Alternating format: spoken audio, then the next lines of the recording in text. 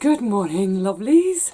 How are you? Oh, I hope you're well. I'm well. It's still a bit chilly, so I'm carrying on straight on from when I showed you the garden for the tour at the beginning of November. The temperature has gone up a couple of degrees since I've been here, but it's still quite chilly. So I'm going to make it quick today. Yes, this is just a flying visit. I want to update you on the garlic and the broad bean experiment. Or should I call it experiments, plural, because I'm trying a few different things.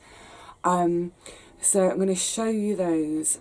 It's kind of going to be in real time with me. I haven't had a proper look yet.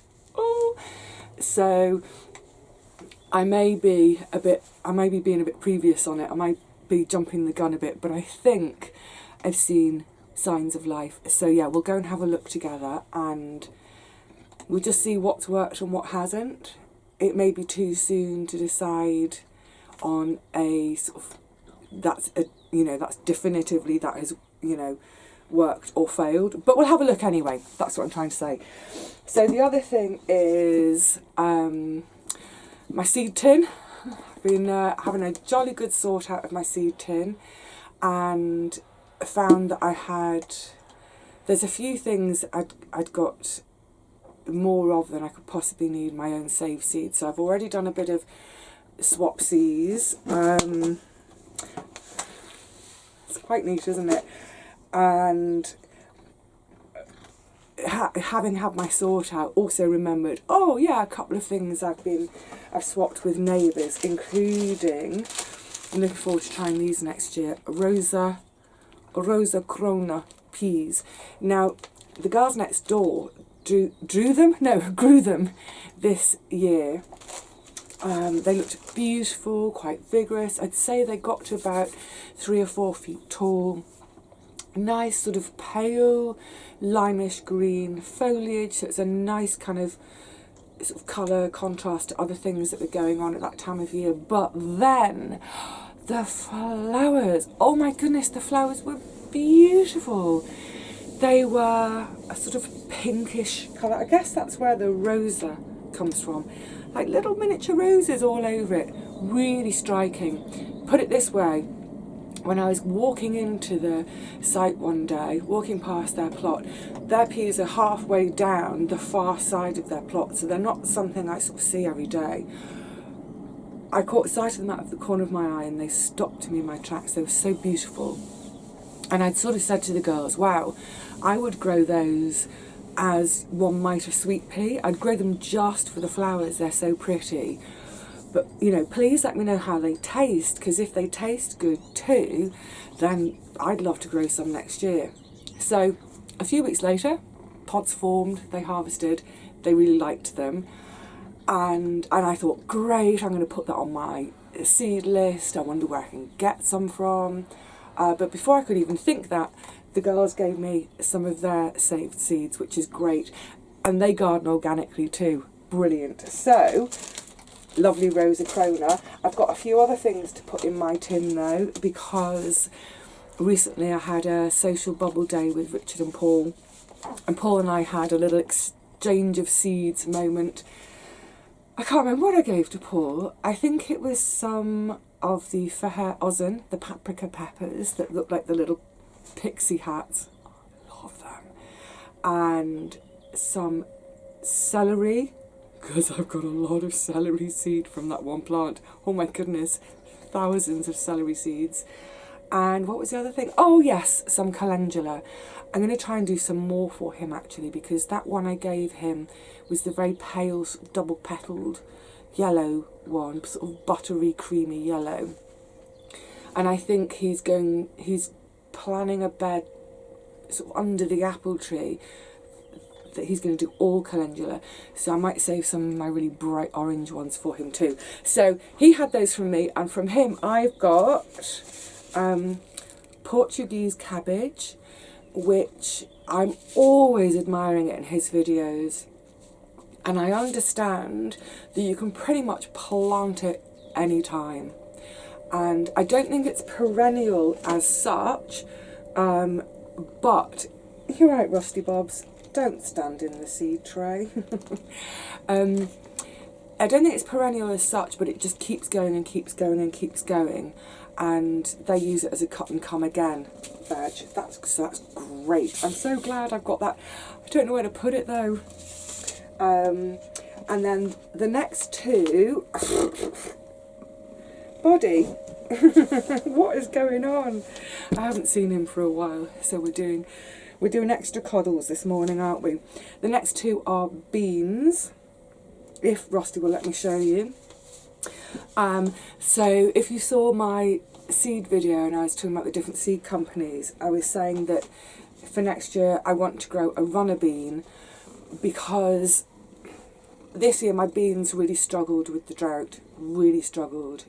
You know, I got a harvest enough to eat and for seed saving and even some seed sharing, but nowhere near what I've had in previous years.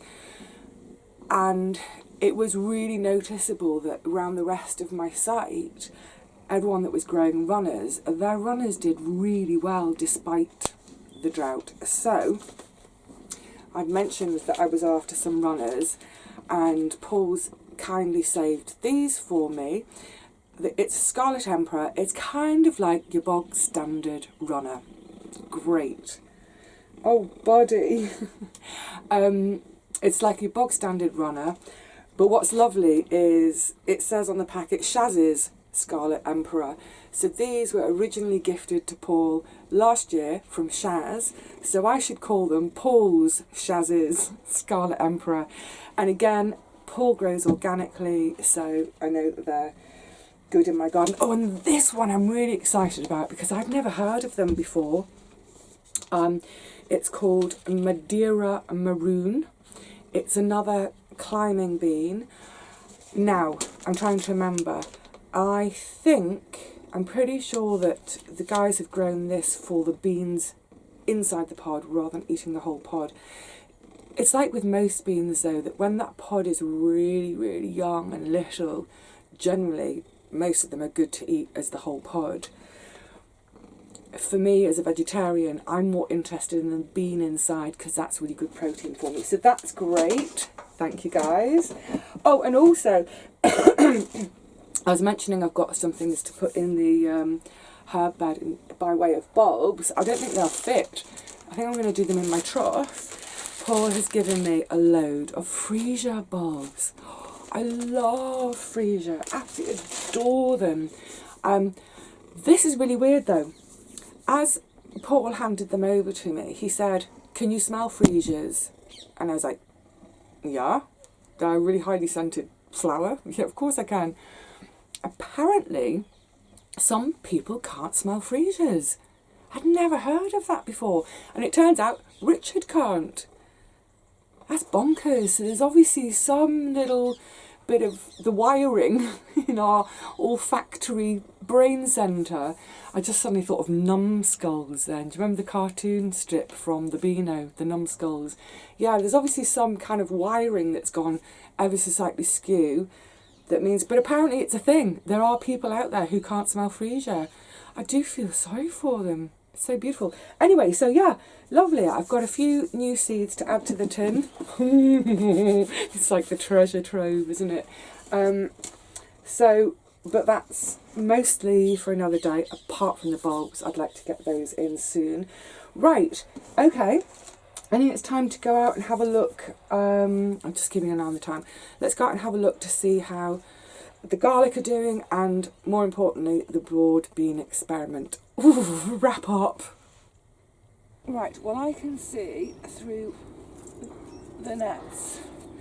It looks like they're pretty much all up. Now, I'm just going to pop this one off for the minute so you can have a look. Maybe not all the way. There we go, that'll do to see. So yeah, it looks like they're all up. That's fantastic. They look beautifully healthy. Oh, it's such a beautiful colour, isn't it, to see in the garden at this time of year. love it, love it, love it. Now, my net tunnels aren't quite long enough for this bed, as I was explaining. This is my slightly wider bed. What are you? Oh, little nasturtiums. So I just put these little bits of metal grill over the end here to stop, well, mainly to stop the foxes and catses, I was going to say, from scratching, because when they first go in, you can't see them. It just looks like lovely fresh kitty litter. But there's also a theory about, you know, to stop the birds pecking and pulling them out. But they're all of a size now where they'll have some good roots down.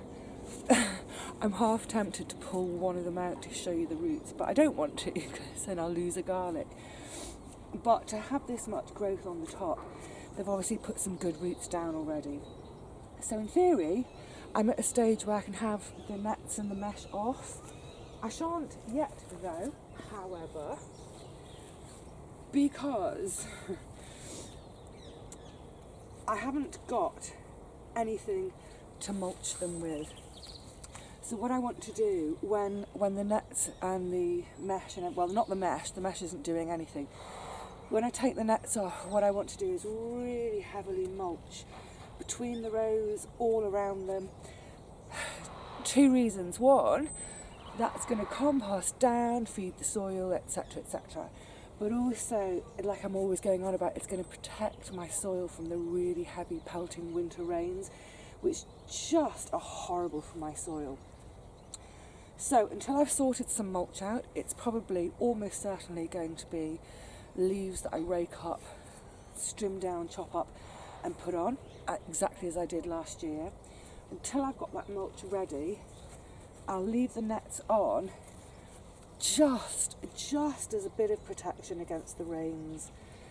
You know, the nets won't work as well as a mulch, of course not, but it's better than nothing, and it will do for now, just a little bit for now.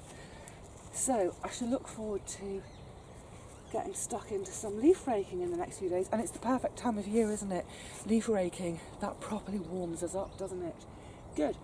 I'm delighted. Like I say, it looks like they're all up. Fantastic. Now let's go and check on the broad beans. Okay, so these are the broad beans that I sowed in cells, and they just have been sitting in the cold frame purely as a place to put them. I've not had any of the glass, I've not had the windows closed, so they've been exposed to the chill like all the others. And it looks, on first glance, like we've got some good germination already. With maybe 1, 2, 3, 4, 5, 6, 7, 8, 9, 10, 11. 11 out of 15 in that tray. A similar, or maybe 12 there. A few more in that one. That one looks like slightly less. So what I'm thinking is, I think the ones that haven't germinated yet in this, I think I'm just going to try and get in there and have a closer look. Excuse my sticky beak. Oh yeah, I can see one appearing right there if I look really closely. So what it suggests to me, I can't see any holes, is that this has kept the mice out. Maybe there weren't any mice around, who knows? But put it this way, I've got germinated broad beans, which is great. So what I need to do today is I need to just poof up all the tulle a bit so it's not squashing those newly emerging seedlings. Fab. Okay, well, to be honest, I think that's probably what I was expecting from these ones in cells, with their little helping of chili powder in each sowing hole, plus the tulle. Yes, good, glad about that. But now the big tell is going to be out in the open bed. So let's go and have a look at those now too. This is one I'm dead keen to see how it's done. So that tunnel, there's no plantings or no sowing in there. that tunnel is on purely, rather like the garlic, just to protect the ground a little bit from pelting rain and foxes and cats. The idea will be that those that grow on in the cold frame, when they're big enough, I'll plant them out in there. This is 2 rows. Oh, I can see life. Okay. Again, maybe not all the way. So, I don't know if you remember, but I've got a row with tulle on and a row without. It doesn't look like there's any difference. I've got them coming up in both rows. Then this top section of tulle row and this top section of bare row, they also had chili at the sowing time, so a bit of chili in their sowing hole. These had nothing. Well, oh, they're onto the... Okay, so the plank's been sitting on the emerging seedlings, so I think it's a good job to look today. So I think what I'll do, because this tulle is very narrow, I'm just going to have it off today, have these planks off, give them all some space. Yeah, let's do that. Let's have a proper rummage. Let's get it all off.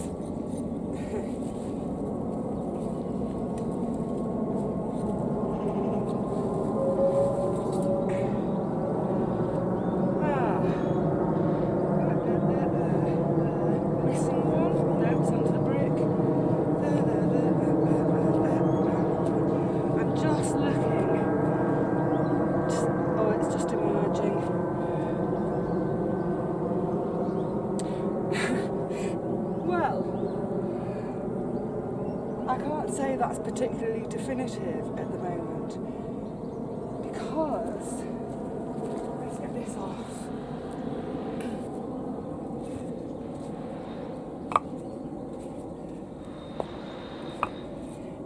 These have had no protection at all, no chili, no tulle, and they're all up. So does this all mean nothing then?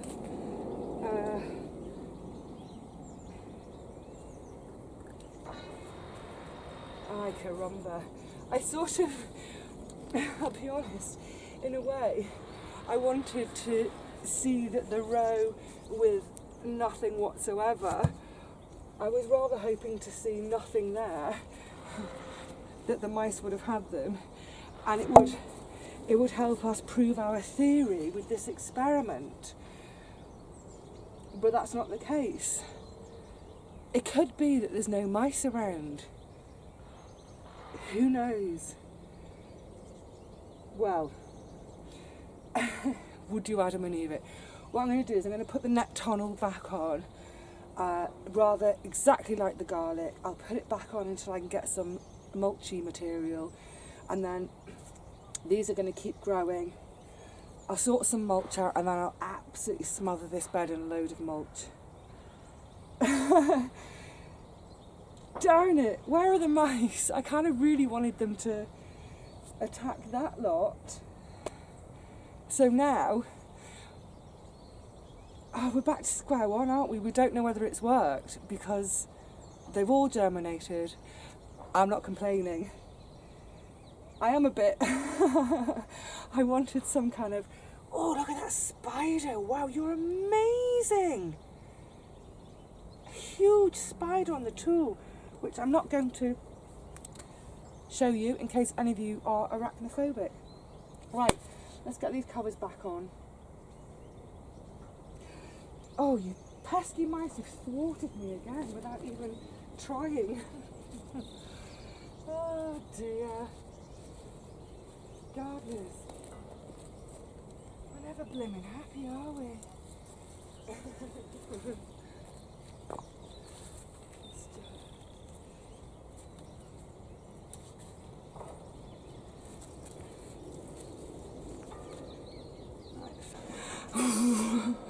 That's so funny, isn't it? I honestly, I really wanted, in a way, I really wanted the untreated sewings to have been scoffed, because then it would show, oh yes, the chili works, the tulle works, they work in combination, they work, you know, alone. So yeah, we're none the wiser. I don't know, where are the mice? I'm glad they're not around. I would have just liked to be able to sort of say, well, that works. I'll have to just do it again next year. I think, in fairness, I'm going to call that tulle and chili can work, just based on going right back to the beginning of this year when, what was I saying? Peas. I did peas with chili, and I did my third sewing of broad beans with tulle, and I got all my broad beans from under the tulle, and I got all my peas that had the chili. So I think there are two useful adjuncts to think about if you are having mice problems. Apparently I don't have a mice problem this year. I've just jinxed myself, haven't I? Oy vey. Now, just to say very quickly on the tulle, the ones that are in the cold frame, where they're sort of, they're wrapped like little parcels in the tulle, obviously I've just wriggled the tulle a bit to give it more sort of headspace so the seedlings can keep growing. On two of those, I cut off new lengths of tulle, and on two of them I recycled tulle I'd used earlier in the year. So it'd been on, I think it was covering brassicas when I did another sewing of the brassicas. Third sewing of brassicas as well. Crikey, it was the year for repeat sewings, wasn't it? Well, for me at least. Anyway, so that tulle I've recycled and reused. However, in just manipulating it now, just giving it a little wriggle on those trays, it's ripped. I mean, it's just gone, I mean, with hardly any touch, hardly any pressure, it's just shredded. So I'm thinking that it's one of those things, maybe the sort of the sun exposure weakens it. I don't know. I don't know whether it was because it was pink. You know, I know that sort of red plastic notoriously, like red plastic jugs and watering cans, tends to react with the sun and break down and crack more quickly.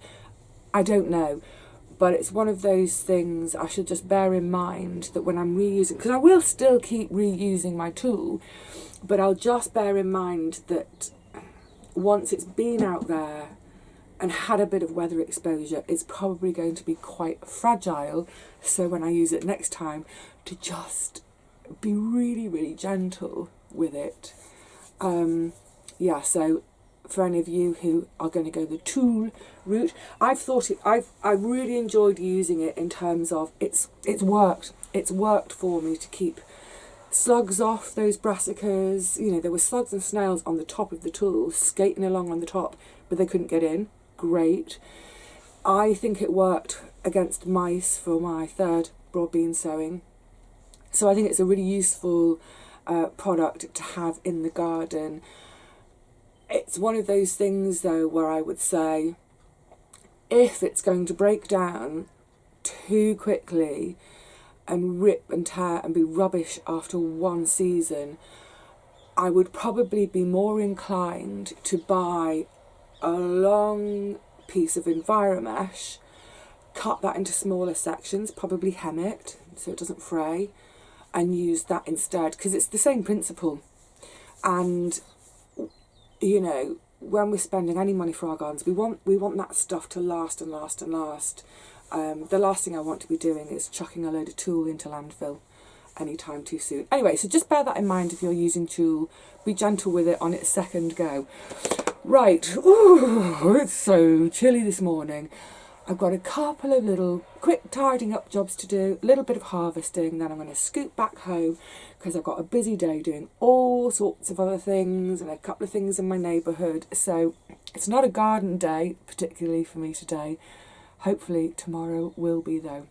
So yay for broad beans, and yay for garlic, and yay for now I'm going to have to start really gathering up a load of leaves, aren't I, for mulch. Alright, my lovelies, cheerio for now. I really hope any of you that have also been able to sow garlic and broad beans, I hope you're seeing signs of life. It's so wonderful, isn't it, at this time of year when so much else is fading and dying, to have just a few things coming into life. Oh, treasure those moments. Alright, lovelies, I'll see you again really soon, I hope. Until then, bye for now.